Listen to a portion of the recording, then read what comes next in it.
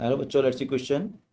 If the assertion and reason are true and reason is the correct explanation of assertion.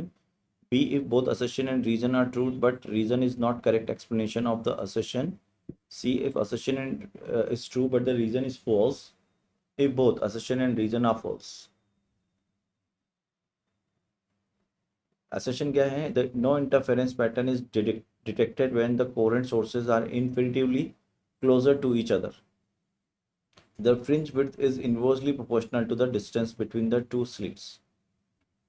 तो बच्चों अगर अपन यहाँ पे की कॉन्सेप्ट देखते हैं, की कॉन्सेप्ट, तो की कॉन्सेप्ट क्या हो जाएगा यहाँ पर?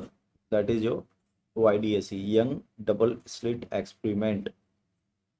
ठीक है, तो क्या होता है यंग डबल स्लिट एक्सपेरिमेंट? ये हो गया आपका S1, ये हो गया आपका S2, और ये होगी यहाँ पर हमारे पास स्क्रीन.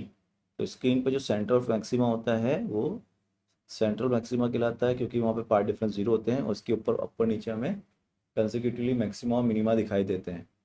ठीक है, तो अगर अपन बात करें सबसे पहले, no interference pattern is detected when the two coherent sources are infinitely close to each other. तो बच्चों जितना ज़्यादा ये एक दूसरे के क्लोज होंगे तो बीटा क्या हो जाएगा आपका? Lambda capital d by small d. If that d is infinitely small, that is infinitely small, that means approximately nearby zero, तो beta is equal to what? Infinite हो जाएगा. अगर बीटा इनफाइनाइट हो गया तो we get only we get only the central maxima. हमें केवल central maxima मिलेगा over the all over the screen. Central maxima over all screen, सारी स्क्रीन पे जो हमें मिलेगा वो सेंट्रल मैक्सिमा ही मिलेगा.